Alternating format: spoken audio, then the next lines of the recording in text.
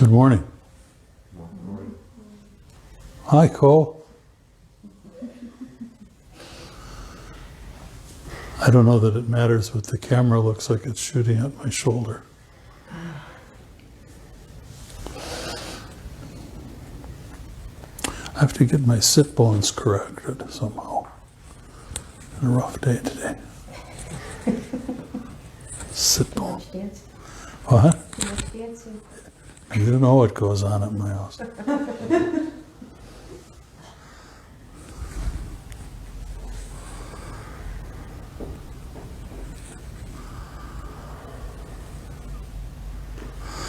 What is most essential is the practice of mindful awareness, which enables us to understand, transform, and transcend greed, anger, and ignorance. From one point of view, we are smack dab in the middle of the greedy season. We are smack dab in the middle of the I want season. I saw my 5-year-old granddaughter the other day. It was just lovely. This explosion of colored paper and boxes and junk, and she was so happy. She had no idea what was even there, but she was so happy. But that's what Christmas is for little children. I want, I want, I want, I want. And if you've had much experience, you know that that usually lasts seconds, and then they go to the next little thing, and the next little thing, and the next thing. And it's encouraged by the culture, isn't it? And as adults, as we mature, we want things that for our birthday, for Christmas, for our anniversaries, for whatever it might be. We want all the time. We want, we want, we want, we want.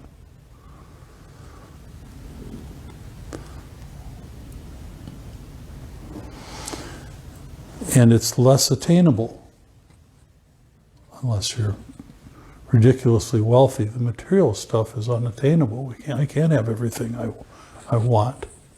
I can have everything I need, of course. I do have everything I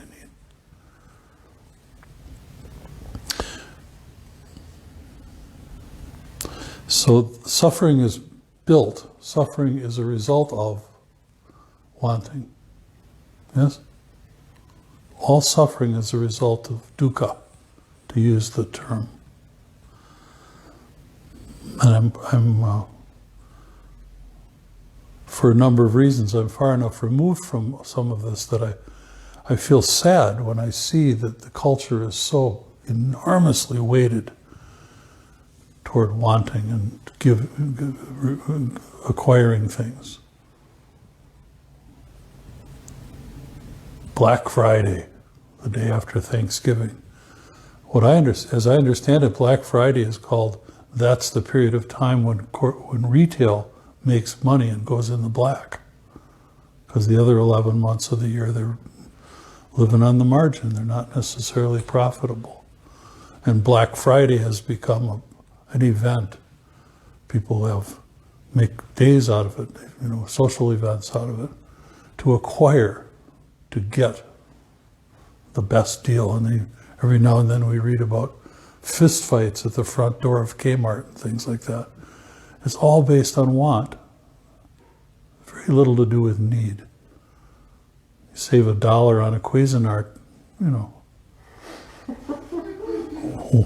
wait till after Christmas, it's all on sale, if you gotta have one. I think about that regularly this time of year, and the power of wanting, the power of desire. It's so remarkable. It's so remarkable, and it's true in relationships too. People we are told that to be alone is somehow bad. To be alone is somehow sad. That you poor thing, you won't have anybody to kiss under the mistletoe, or you won't have anybody to dance with on New Year's. The culture is so built on couples. And for some people, that's really a weight. That's a difficult phenomenon. And it's a cultural phenomenon, just like beating somebody up at Kmart. We're trained to believe these things are true. And from a dharmic point of view, none of these things are true. These are conditioned impulses, conditioned ideas. Make sense? We're trained to believe this stuff, and none of it's true. So the 5-year-old wails and screams because she didn't get the, whatever they get now, the My Little Pony, they still do this? And that's no different than the 40-year-old who complains to their friends that they're going to be alone on Christmas Eve or New Year's Eve. It's the same phenomenon, I think. So what is most essential is the practice of mindful awareness.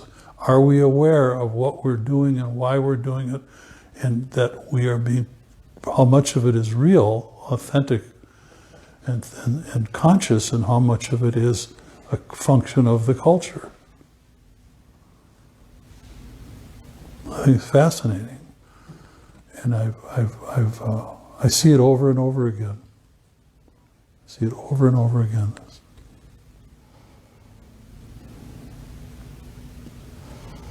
So we're in the time of dukkha, the time of want.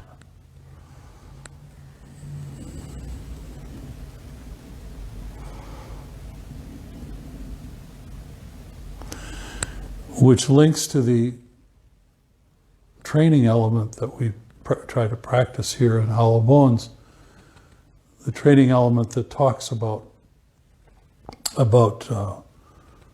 skillful, help me, Kenshin.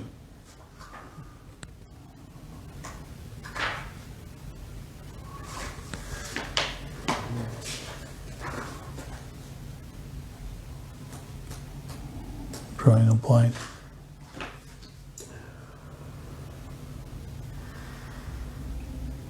Waste.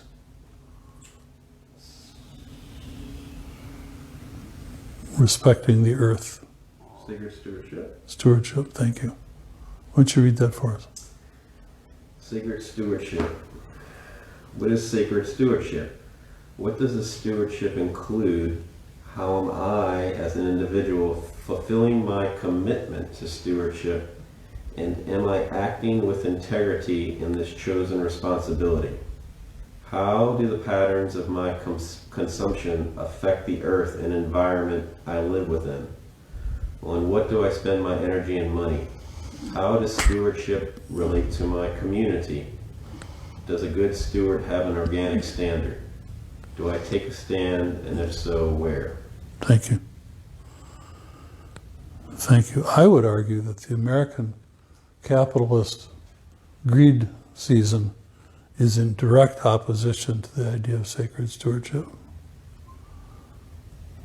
How much waste there is. I'd like to ball up all the wrapping paper that's gone in the trash in the last 2 days. That'd be a big ball, wouldn't it? And it's just going to go to a landfill or maybe be recycled. So do I have a commitment, do I have a responsibility rather, to consume less, to consume intelligently? Not really denial, it's not about being an ascetic, but to consume less, to say no to my own needs, to say no to other people's desire for things. I think I do. I think I have a responsibility, if I really give a damn about everyone else, to be careful and mindful and not to waste, not to throw money around because I'm supposed to. My parents were not wealthy by any means, but they were very careful that we all got the same number of boxes.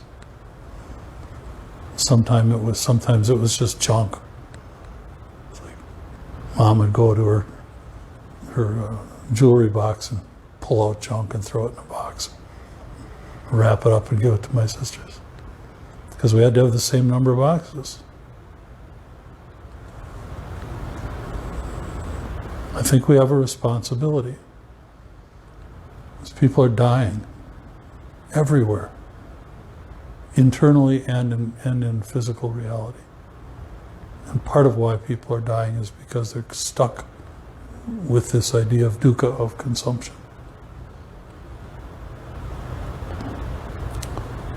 But you all know all that already. I just thought I'd remind you, since this is a joyful time. Mary Duca. Mary Dukkha. That's our next t-shirt, Mary Dukkha.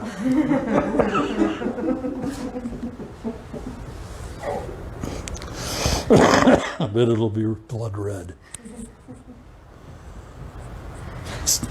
So that's a long way around to invite us all to be more conscious of how we spend our money, to be more conscious of how much of our behavior is driven by the culture and not by our own, true intention. It's a very powerful culture, and it's driven by consumerism. It's driven by consume, consume, consume, consume.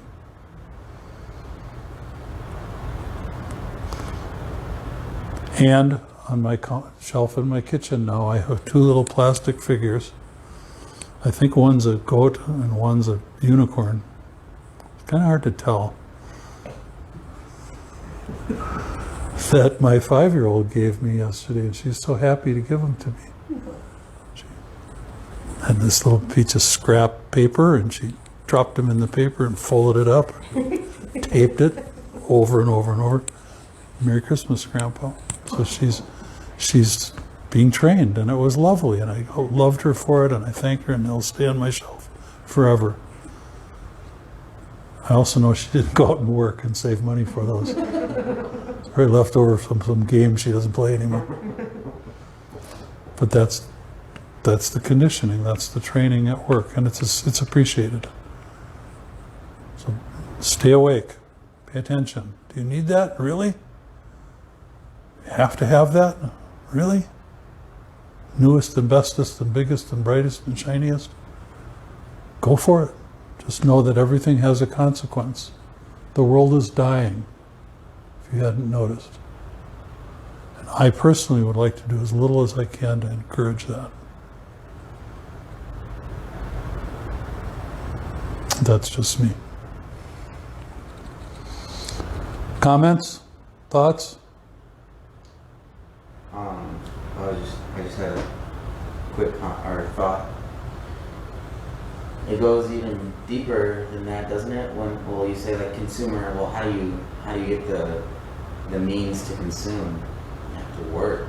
Mm-hmm. So then it's a consumer culture, and then to get the means, you have to work, and you have to work all year to save up to buy things for Christmas. Mm-hmm. I think so it's also like a working culture too, just work, and then you never really have time to even be mindful of stuff.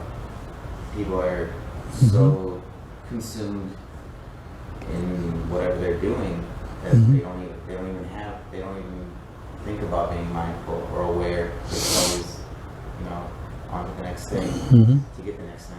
It was just like a thought I had. I don't know. Mm-hmm. I think that's a good awareness. Even the play on words, people are consumed by their work. Yeah. So, maybe people took a step back and then realized we don't have to consume these things. Well, then maybe I don't have to work so much, and then maybe I'll have time to, be more mindful. Makes sense to me. Makes sense to me. And we can work really, really hard with the intention of not spending that money we earn on foolish things. Foolish is a judgment.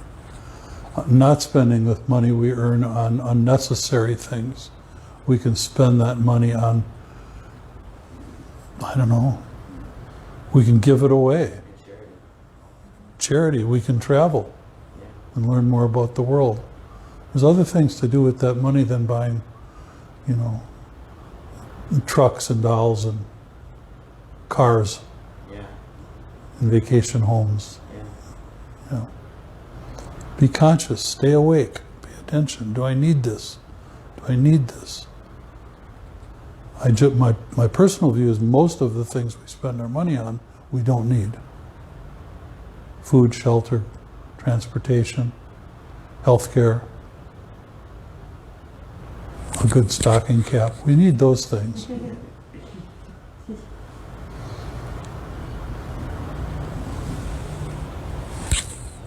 So that's today's political lecture from Chairman Vimala.